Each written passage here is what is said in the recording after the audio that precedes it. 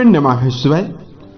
दोस्तों, मेष राशि वाले जातकों का इस चैनल पे स्वागत है। इस वीडियो में हम आपको बताने वाले हैं मेष राशि वाले जातकों के लिए साल 2025 में 1 से लेकर 15 जुलाई तक का समय कैसा जाने वाला है। जुलाई महीने की शुरुआती 15 दिनों की समयावधि में आपकी राशि के ऊपर मौजूद ग्रही अवस्था क्या परिणाम मेष राशि वाले जातकों को देने वाली है। किन मामलों में मेष राशि वाले जातकों को कम प्रयासों में बड़ी सफलता मिलने वाली है और किन मामलों में आपको सावधानी पूर्वक चलने की आवश्यकता जीवन में रहने वाली है। यह राशिफल मेष राशि वाले जातकों के लिए ही बनाया गया है और चंद्रमा के गोचर के आधार पर यदि आप इसे देखते हैं तो आपके ऊपर ज्यादा सटीक बैठेगा, यानी चंद्र राशि जो आपकी है चंद्र राशि के ऊपर ज्यादा प्रभावी होने वाला है। जिनके पास चंद्र राशि ना हो तो आप इसे अपनी नाम राशि के अनुसार भी देख सकते हैं। इस राशिफल के माध्यम से मेष राशि वाले जातकों के जीवन से जुड़े हुए सभी पहलुओं के बारे में जानकारी देने वाले हैं, जैसे मेष राशि का करियर और व्यापारिक जीवन, आर्थिक जीवन, पारिवारिक जीवन, प्रेम संबंध, स्वास्थ्य, एजुकेशन लाइफ और अंत में हम आपको धार्मिक उपायों के बारे में भी जानकारी देने वाले हैं। तो मेष राशि वाले जातकों राशिफल को प्रारंभ कर रहे हैं। उससे पहले आपको 1 से लेकर 15 जुलाई के बीच में जो ग्रही परिवर्तन हो रहे हैं उसकी जानकारी हम आपको दे रहे हैं। तो दोस्तों, राहु देव का जो गोचर है इन 15 दिनों में आपके लाभ भाव में होने वाला है। केतु और मंगल की युति जो है वो आपके संतान भाव में बनी हुई रहने वाली है। पूरे राशि को नियंत्रित रखने वाले देवता मंगल ही माने जाते हैं, जो आपके त्रिकोण भाव में बहुत ही अच्छी अवस्था में रहेंगे। दैत्य गुरु शुक्र की मौजूदगी जो है 15 दिनों में आपकी राशि से धन भाव में बनी हुई रहने वाली है। सूर्य देव देवगुरु बृहस्पति के साथ आपकी राशि से पराक्रम घर में गोचर करने वाले हैं, जिसमें 9 जुलाई को गुरु उदित होने वाले हैं, अस्त चल रहे हैं। तो वहीं 16 जुलाई को सूर्य देव का राशि परिवर्तन होने वाला है। साथ में इस समयावधि में शनि का जो गोचर हो रहा है आपके व्यय भाव में हो रहा है। इसी की वजह से आपके ऊपर शनि की 7.5 भी चल रही है। तो अब आइए हम आपको बताते हैं मेष राशि वाले जातकों के जीवन में हर मामलों में यह समय कैसा रहेगा। सबसे पहले बात करते हैं करियर और व्यापारिक जीवन के मामले में। जहां तक बात करें करियर का, तो कुंडली के 10वें घर से कर्म, व्यवसाय, प्रसिद्धि और मान सम्मान के बारे में विचार किया जाता है। तो वर्तमान समय में आपके कर्म भाव के स्वामी आपके व्यय भाव में मौजूद हैं और कर्म भाव से वर्तमान समय में इस समयावधि में बुध का संबंध बना हुआ रहने वाला है। तो देखिए, नौकरी पेशा जातकों को इस समयावधि में संभल कर चलने की आवश्यकता ज्यादा रहने वाली है। सही दिशा निर्देश के साथ सही डायरेक्शन में ही कर्म क्षेत्र में आपको काम करने की आवश्यकता जरूर रहने वाली है।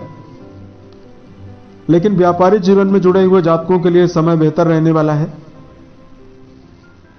इस समयावधि में मेष राशि वाले जातक अपने विचारों को भी क्रियान्वित करके श्रेष्ठ मुकाम पर जाते हुए नजर आने वाले हैं। 9 जुलाई से आपके भाग्य भाव के स्वामी उदित होकर आपके भाग्य भाव में अपनी 7वीं दृष्टि डालने वाले हैं। तो आपके जीवन में रुका काम बनने की संभावना बनने वाली है। मंगल की अवस्था आपके लिए बहुत ही बेहतर है। मंगल देव आपके लाभ भाव से संबंध बनाए हुए हैं, तो मनोबल की कमी आपके अंदर नहीं रहेगी। आपका मनोबल और आपका उत्साह बढ़ा हुआ रहेगा।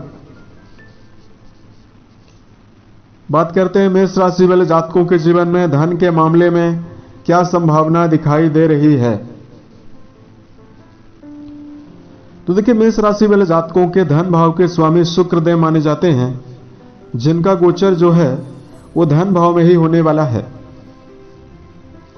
वहीं आपके लाभ भाव के स्वामी शनि देव माने जाते हैं, जिनका गोचर आपके व्यय भाव में होने वाला है। देखिए, आर्थिक जीवन के मामले में दो प्रकार की संभावना दिखाई दे रही है। जो मेष राशि वाले जातक इस समयावधि में निरंतर धन प्राप्ति के साधन की तलाश कर रहे हैं, उन जातकों के जीवन में धन लाभ का संभावना पूर्ण रूपेण रहने वाली है। लेकिन चूंकि शनिदेव आपके लाभ भाव के स्वामी होकर व्यय भाव में मौजूद हैं, तो ऐसे में धन का जो संचय है उसमें कमी जरूर रहने वाली है।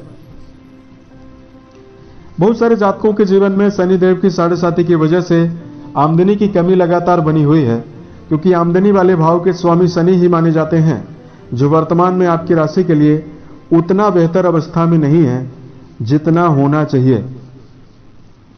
तो ऐसे में मेष राशि वाले जातकों को धैर्य बनाकर काम करना चाहिए। जब तक आपको नवीन कार्य, बेहतर कार्य ना मिले, तब तक आपको एक कार्य से दूसरे कार्य में जाने से बचना चाहिए। इस समयावधि में लॉटरी, शेयर बाजार, सट्टा, अचानक से कहीं पर यदि आप धन का निवेश करने की चाह रखते हैं, इन सभी मामलों में धन का निवेश ना करें। परिवार के मामले में यदि आपको जानकारी दिया जाए, कुंडली का दूसरा घर काफी अनुकूल बना हुआ है और कुंडली का चौथा भाव भी काफी अनुकूल बना हुआ रहने वाला है। देखिए, पारिवारिक जीवन के मामले में कुछ मामलों में आपको मिला जुला परिणाम मिलेगा, लेकिन पारिवारिक जीवन के मामले में यह समय रिश्तों को संभालने के लिए बहुत ही बेहतर संभावना देने वाला है। कुंडली के दूसरे भाव के स्वामी कुंडली के दूसरे भाव में ही विराजित रहने वाले हैं, तो परिवार के सदस्यों का सहयोग आपको मिलने वाला है। उसके साथ साथ इस समयावधि में आपकी कुंडली का दूसरा घर शनिदेव के द्वारा प्रभावित है, तो ऐसे में इस समयावधि में घर में किसी भी बड़े बुजुर्ग व्यक्ति के स्वास्थ्य को लेकर समस्या भी मिल सकती है। जैसे माता या पिता के स्वास्थ्य को लेकर इस समयावधि में उतार चढ़ाव भी बहुत सारे जातकों को मिल सकता है। ऐसे में आपको सेहत के मामले में विशेष ध्यान रखकर चलने की आवश्यकता माता पिता की सेहत को लेकर रहने वाली है। बात करते हैं मेष राशि वाले जातकों के जीवन में एजुकेशन मामलों में आपको क्या परिणाम मिलेगा। शिक्षा भाव के स्वामी सूर्यदेव माने जाते हैं, जो कि पराक्रम घर में बहुत ही बेहतर अवस्था में इस 15 दिनों की समयावधि में गोचर करने वाले हैं। तो विद्यार्थी जीवन में जुड़े हुए जातक जो इस समयावधि में एजुकेशन सेक्टर में अपना जुड़ाव रखते हैं, उनके लिए 15 जुलाई तक का जो समय है आशा के अनुरूप जाने वाला है। विद्यार्थी जीवन में जुड़े हुए जातकों की मनो एकाग्रता जीवन में बढ़ी रहने वाली है। आप नवीन विषयों में इन्वॉल्व हो सकते हैं। शिक्षा के साथ साथ नई ऐसी क्रिएटिविटी से जुड़ी हुई चीजें, चाहे स्पोर्ट्स हो, संगीत साहित्य हो, इसमें भी जुड़कर मेष राशि वाले जातक अग्रसर होकर चलते हुए नजर आने वाले हैं। बात करते हैं इस समयावधि में आपके लिए प्रेम और वैवाहिक जीवन क्या परिणाम देने वाला है। देखिए, कुंडली का जो पंचम घर है वो आपकी राशि में केतु मंगल के अंगारक योग की वजह से काफी प्रभावित है। तो ऐसे में प्रेम रिश्तों के मामले में ये 15 दिन का जो समय रहने वाला है वो आपको मिला जुला परिणाम देने वाला है। रिश्तों के मामले में छोटी मोटी गलतफहमी होने की संभावना भी बनने वाली है और इस समयावधि में प्रेम जीवन में छोटे मोटे विवाद होने की संभावना भी दिखाई देने वाली है। तो वैसे में इस समयावधि में प्रेम संबंधों के मामले में जो जातक जुड़ाव रखते हैं, किसी भी गहरी फ्रेंडशिप में यदि आपका जुड़ाव है तो इस समयावधि में संभल कर चलना होगा। बात करते हैं मेष राशि वाले जातकों के जीवन में कि आपका वैवाहिक जीवन कैसा परिणाम देने वाला है। राशि के सप्तम घर के स्वामी शुक्रदेव अपनी राशि में ही मौजूद होकर गोचर करने वाले हैं।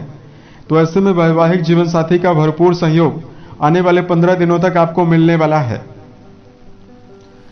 यहां पर मेष राशि वाले जातकों शनिदेव की साढ़े साती और 12वें भाव में शनि का जो गोचर हो रहा है, इसकी वजह से आप अपने जीवन में रिश्तों के मामले में गंभीरता, ईगो को लेकर ज्यादा चल सकते हैं। ऐसे में मेष राशि वाले जातकों को रिश्तों के मामले में किसी भी प्रकार का क्रोध, अहंकार, ये सभी चीजें लेकर चलने से बचना चाहिए। यह समय आपके लिए बेहतर रहने वाला है। अब देखिए बात करते हैं सेहत के मामले में आपको क्या परिणाम मिलने वाला है। तो देखिए मेष राशि वाले जातकों के सेहत के दृष्टिकोण से यह पूरा महीना मिला जुला परिणाम देने वाला है। देखिए मंगल की अवस्था आपके लिए बहुत ही बेहतर रहने वाली है। तो इस समयावधि में गंभीर बीमारियां तो आपको ना के बराबर मिलेगी, लेकिन 15 जुलाई तक आपकी राशि के द्वादश भाव में जो शनिदेव मौजूद हैं लगातार, वो आपके जीवन में यदि आप वाहन चलाते समय सावधानी नहीं बरतेंगे तो आपको समस्या हो सकती है। शनिदेव का संबंध आपके छठे भाव से बनने वाला है। तो मेष राशि वाले जातकों को इस समयावधि में व्यायाम प्राणायाम जरूर करना चाहिए। मानसिक एकाग्रता के लिए आपको इस समयावधि में मेडिटेशन जरूर करना चाहिए और वाहन चलाते समय भी आपको सावधान रहना चाहिए। अब देखिए इस समयावधि में यदि आपके लिए उपाय की जानकारी दिया जाए तो मेष राशि वाले जातकों को सबसे पहले तो हनुमान चालीसा का पाठ निरंतर करना शुभ परिणाम आपको देने वाला है। दूसरा, मेष राशि वाले जातकों को इस समयावधि में शनि जन्य मंत्रों का जाप करना भी आपको बेहतर परिणाम देने वाला है। जैसे यदि आप ओम सम शनिश्चराय नमः नामक मंत्र का जप करते हैं तो आपको विशेष शुभता मिलने वाली है।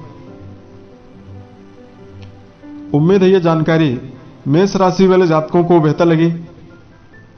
यदि आप आने वाले समय में ज्योतिष, धर्म और दैनिक राशिफल से जुड़ा हुआ अन्य वीडियो यदि आप देखना चाहते हैं, इस चैनल को सब्सक्राइब जरूर करें।